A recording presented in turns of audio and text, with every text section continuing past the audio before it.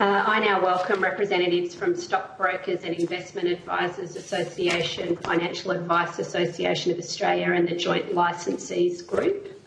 I understand that information on parliamentary privilege and the protection of witnesses giving evidence to Senate committees has been provided to you. For the Hansard record, will you please state your full names and the capacity in which you appear today? I might start in the order that I've got you on the program, which is Ms Huckle. I see people are coming to the table in Canberra.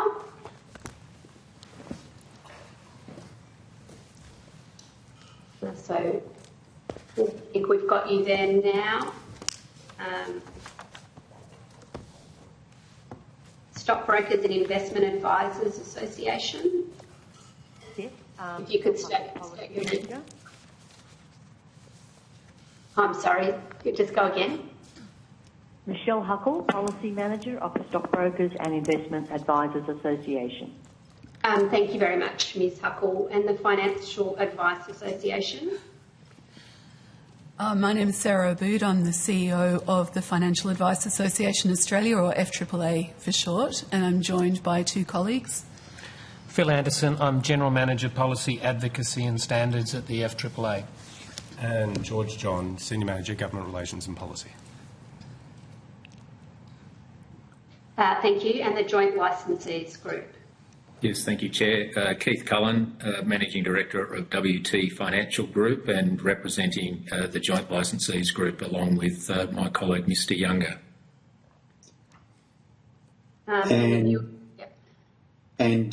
Yes, thank you, Chair. Mr Neil Younger, Managing Director of Fortnum Private Wealth, also a member of the Joint Licensing Group.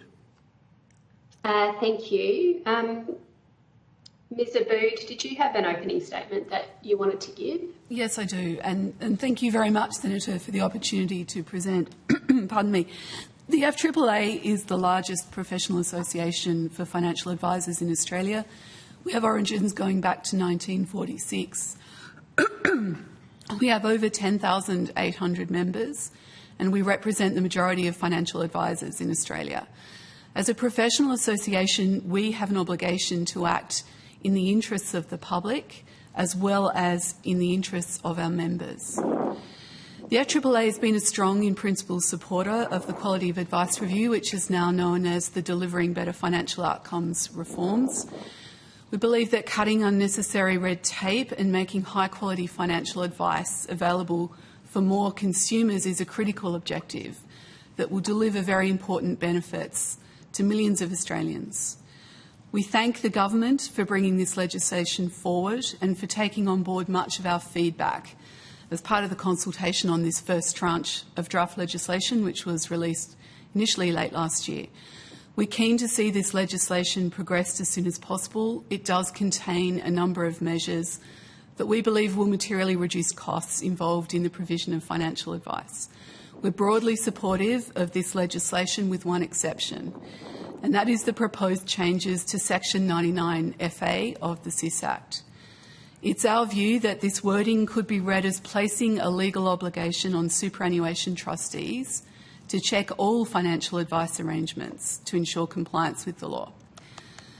We're concerned by this for two reasons. Firstly, for advisors, answering an audit request from a super fund generally involves giving copies of documents such as statements of advice which include their clients' sensitive personal information. Providing this unredacted to trustees could be a breach of the Privacy Act. Completing this redaction task is time-consuming, as it is for super funds who must read these documents and form a view on whether that advice meets the sole purpose test. Thus, we're concerned that this new wording could significantly increase the costs of both providing financial advice and administering super funds. That is certainly not in the best interests of members. Pardon me. The current generally accepted practice is for trustees to take a risk-based approach. It's already been mentioned this morning, reviewing a sample of advice documents based on risk indicators such as a high fee relative to the member's balance to confirm that the fee is compliant with the sole purpose test. We're supportive of this approach and we believe it should continue.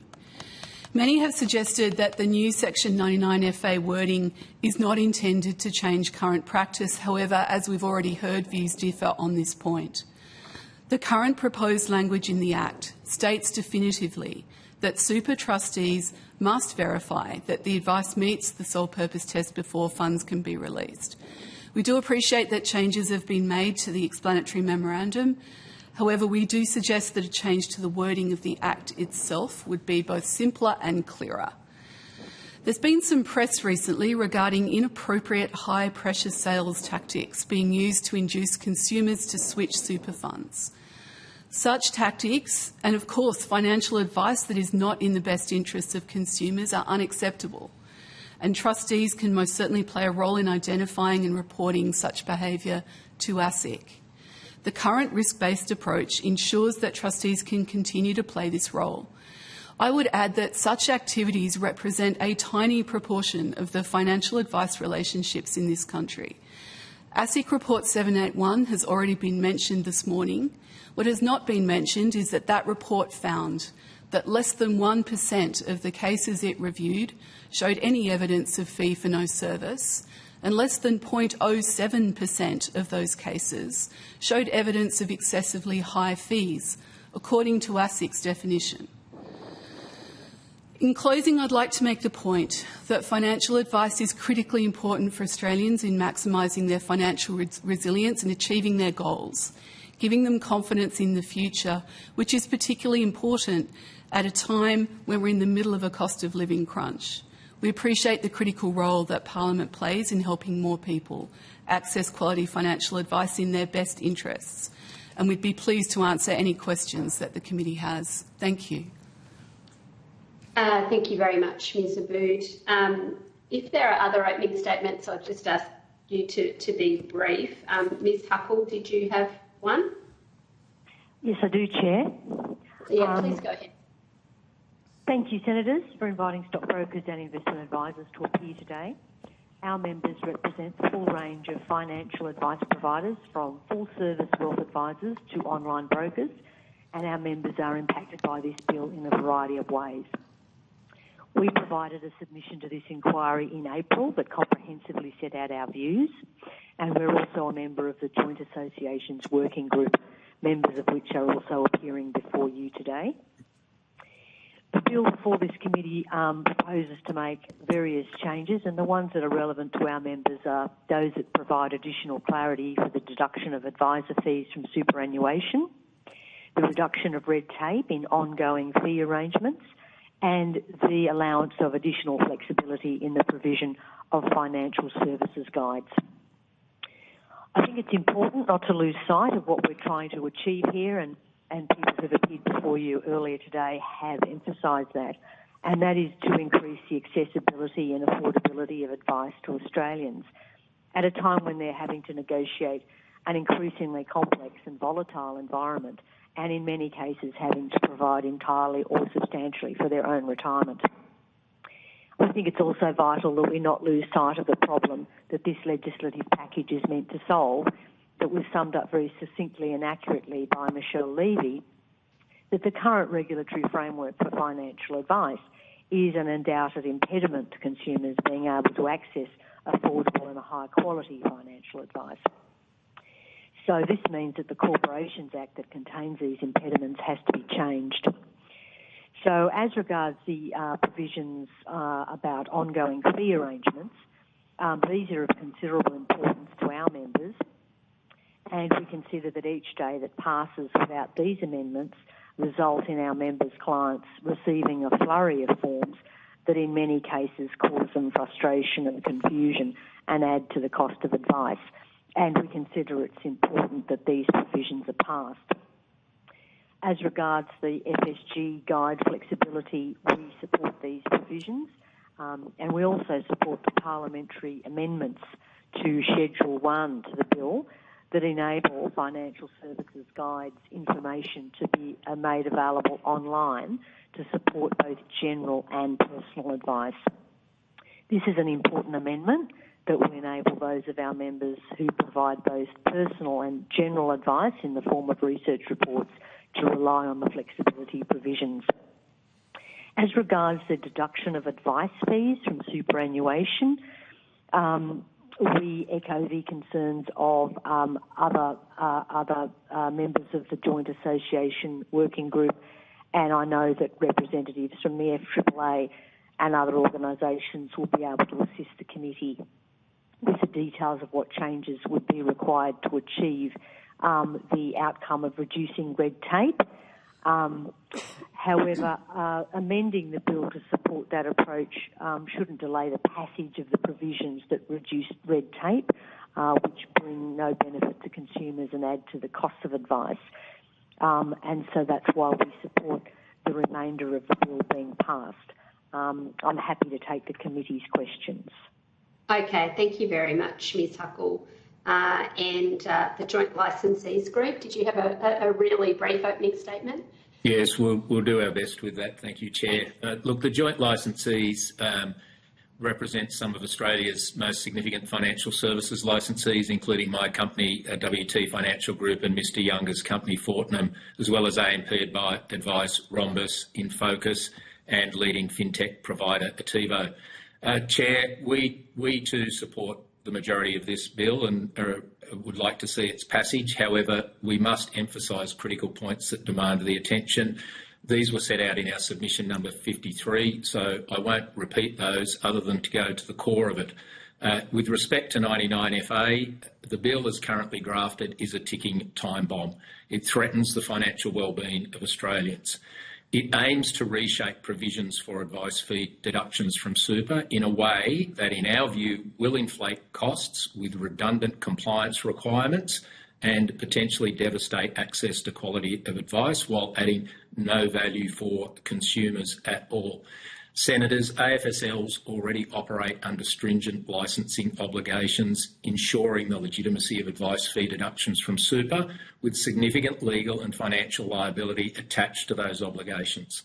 Trustees, who have their own sets of obligations that we've already heard about today, also have legal agreements in place with AFSLs to maintain conduct oversight and for due diligence purposes. Trustees have complete control over which AFSLs and advisors they engage with, and they dictate the rules of those interactions. The existing structures are robust and provide ample consumer protections. The proposed changes to 99FA add nothing but confusion, uncertainty and cost, when this is the exact opposite of what was being sought to be achieved through Recommendation 7.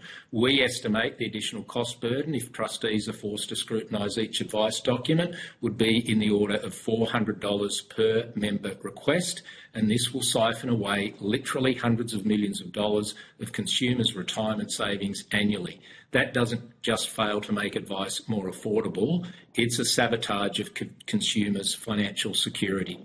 Now, let's not mince words. Our group supervises more than 3,500 financial advisors. That's more than 1 in 5 professionals in Australia. And we serve more than 500,000 consumers regularly and manage literally millions of advice fee deduction transactions each year, dealing with numerous industry and retail funds. This gives us unparalleled insight into the practical effects of such changes. You've heard today that the FAAA supports this view. In fact, despite suggestions from government officials, including the Minister, claiming that no substantial changes are required under this new 99FA, the reality is starkly different. This new language does implement new requirements, and we've heard that from Ms Delahunty today, and this is our exact concern. Not what happens today, but what will happen in the future as different interpretations are taken to this. The Minister's belated attempts to clarify the ambiguous drafting of 99FA through the EM and parliamentary statements only highlight the desperate need for clear and simple legislative language. Whilst we support the bill, we suggest that the bill must redrafting must eradicate the ambiguity of 99FA. Senators, thank you, and we're happy to take questions. Thank you very much. I'll just ask a couple of questions and hand over to the Deputy Chair. I'll start with you, Ms Abood. I'll come to the issues in a moment around 99FA, which you raised and your colleagues are raising as well. But I also just want to go to the broader sort of intent of the bill, which you support. The bill's part of broader changes in progressing the Levy review and responding to that. And there are some important measures in the bill that reduce red tape for financial advisors in terms of streamlining fee renewal and consent requirements, providing flexibility in how financial service guide requirements can be met, simplifying the rules banning conflicted remuneration, and clarifying how financial advice can be paid for, which we'll come to in a moment.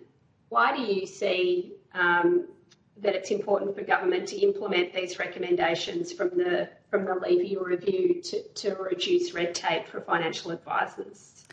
Thank you, Senator. And all of those measures that you've mentioned are indeed very, very important. They will have an impact of reducing the cost to provide advice. And that is something we're very, very supportive of. And we think those elements of the bill are very strong, and we're supportive of them. And can you just talk to us a little bit about some of the sort of pain points for financial advisors today that those measures do address? Certainly. Well, probably the major one is fee consent. So at the moment, advisors provide written evidence of client consent for every fee arrangement to every product issuer in the country. Every product issuer in the country has a different way of doing that.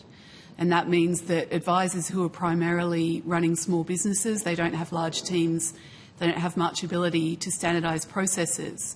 So these processes are either all manual or in some cases they're offshored, for example. So the proposal or the measure in this bill that will standardise fee consent has the potential to save a large amount of cost and unnecessary process in advice businesses. That will have a very positive impact on the cost of financial advice. Okay, thank you.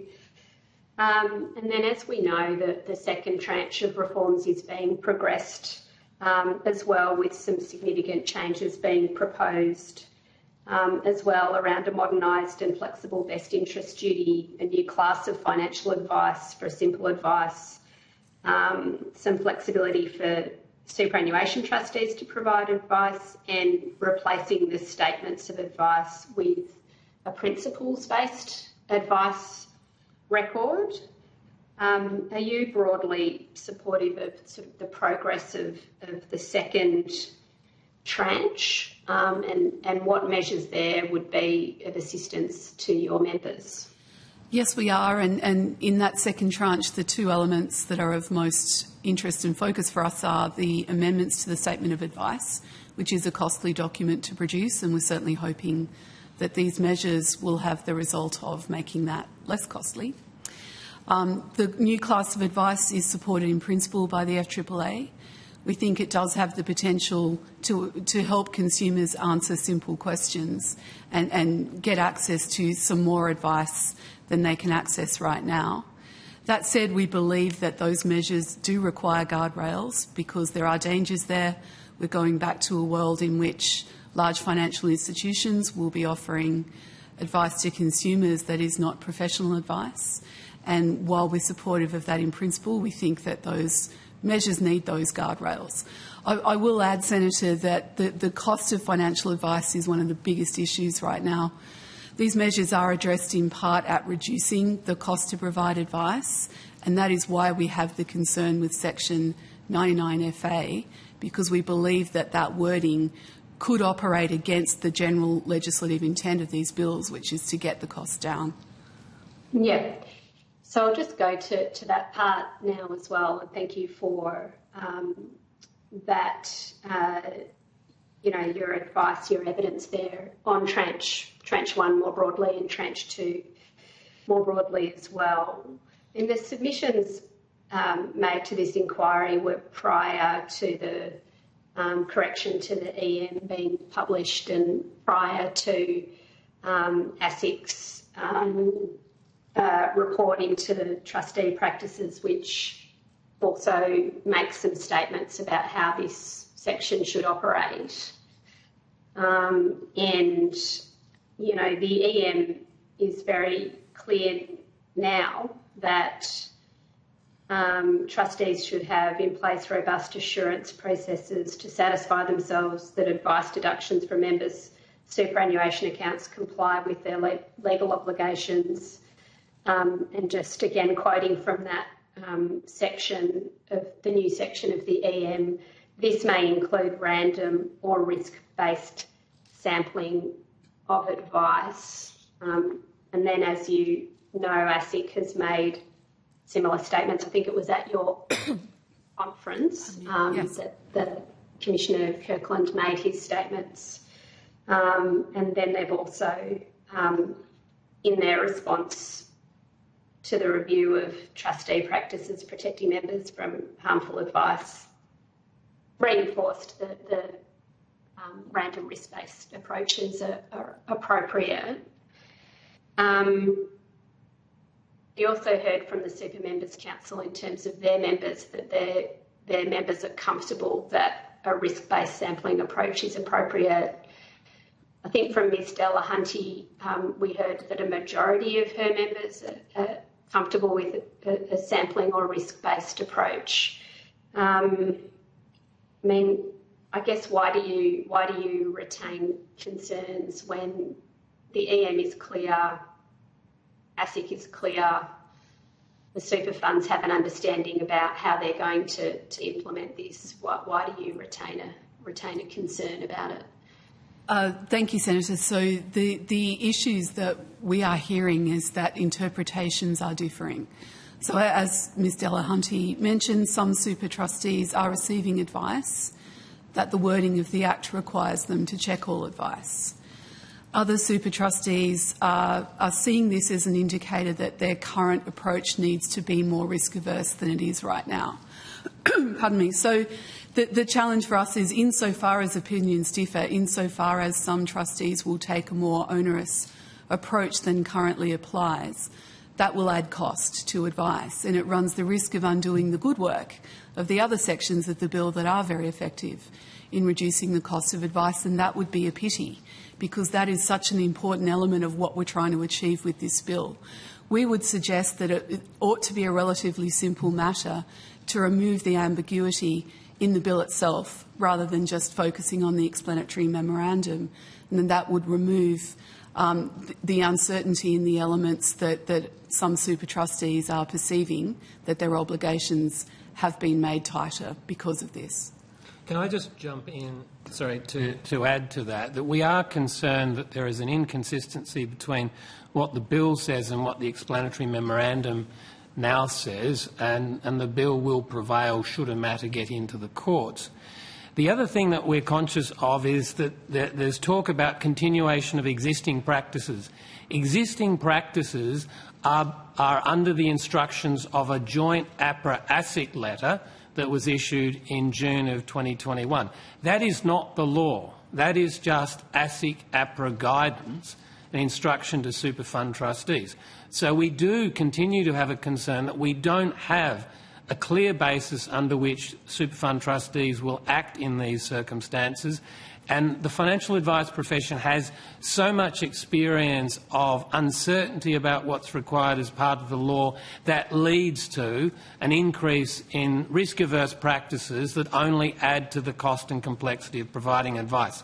We have enough experience to know that we would be much more in favour of operating on a basis of absolute certainty here. Okay.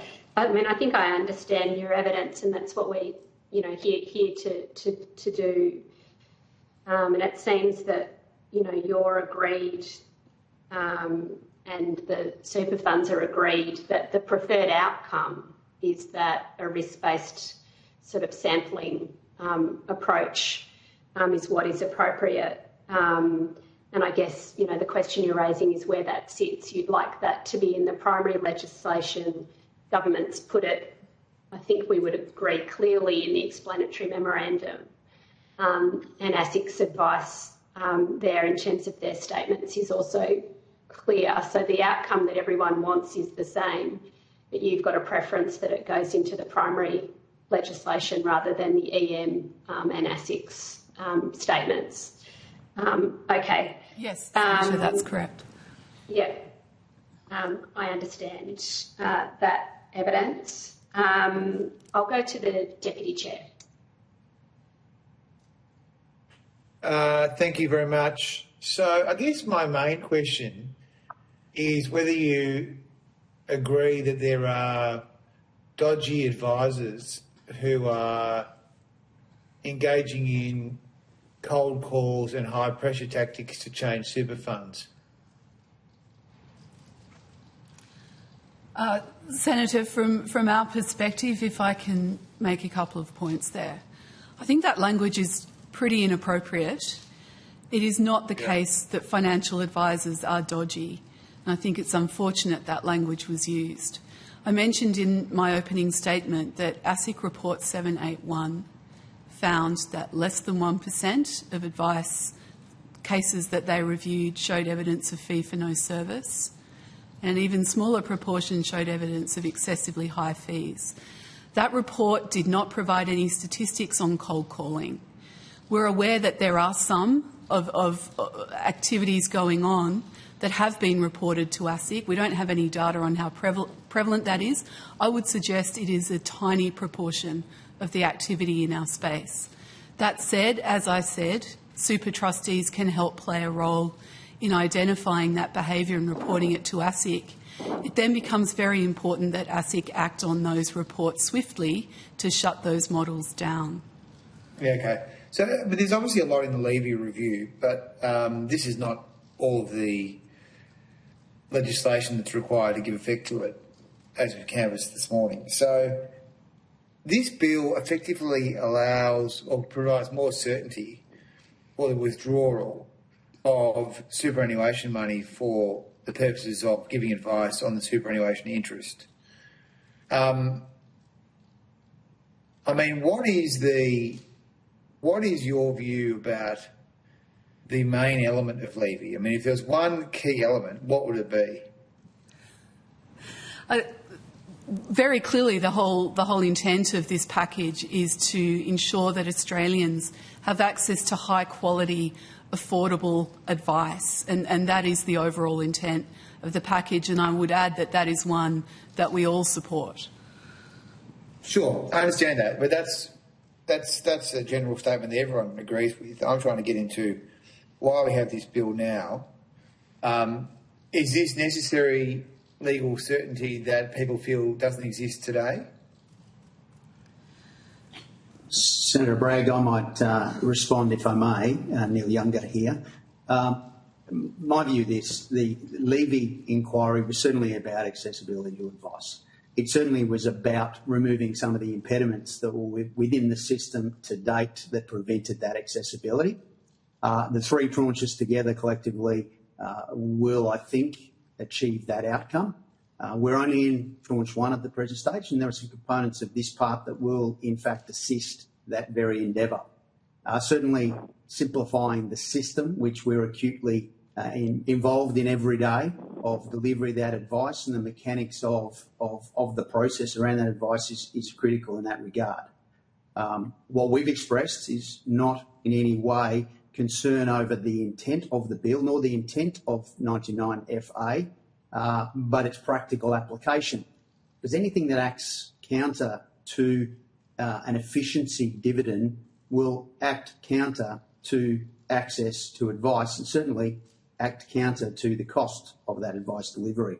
Hence why we see this as an important piece of legislation, part of the three components, critical in its endeavour, but necessary to get right on the way through. Yeah, okay. I guess, is there a risk here, though, that cherry-picking one provision out of the whole package creates a risk of misuse of the new arrangements by the super funds? Senator, I think the language that we hear is that everyone has the same intent around what 99 FA is to achieve. Unfortunately, the strict reading of the legislation, I think has been discussed by many parties here, creates an uncertainty around that and potentially a peril if implemented poorly. So whether there's an intent around that for other purposes is difficult to answer and would only involve some form of speculation. So I'm not sure there's... Okay, well, do any others have a view on whether we're creating a risk here? Well, Senator, I certainly think there's a risk. I certainly think there's a risk of having the exact opposite outcome that the implementation of recommendations seeks to have. And as Mr. Younger and Ms. Abood have said, is there's a real risk here that super funds take this legislation, notwithstanding what the EM says, on its literal meaning. And I draw everybody's attention to the drafting of that relevant section of 99FA, as is before the Parliament and this committee at the moment, is it does not say that superannuation funds can charge a fee. The first thing it says is they must not. So it's an outright prohibition to start with. So that gets everybody's back up right at the outset. They must not unless. And then they must not unless relates to a member's, with the apostrophe after the R and before the S, not after the S. So they can't do this on a holistic basis on a black letter reading of this law. They must do it on an individual basis. And we've heard from Ms Delahunty today that several of her members, notwithstanding that some of them think it's okay, several of them have already had legal advice and formed the view themselves that this will require them to absolutely look at every statement of advice. Now, if ASIC says that's not the case, if APRA says that's not the case, if the Minister says that's not the case, if the EM says it's not the case, then why are we being bloody-minded about not moving some simple amendments to clarify the matter at law? That's what I'll say to you, Senator, and thank you. Thanks very much for that. Thank you very much, Deputy Chair. That concludes the questions that the committee has for you. Thank you all very much for appearing today. If you get any questions on notice, they're due on Monday, the 17th of June. We ask those of you who are on the video conference to disconnect and go with our thanks. Thank you, Chair. Thank you, Senators. Thank you, Ms Abood and team in Canberra. Thank you. Thanks.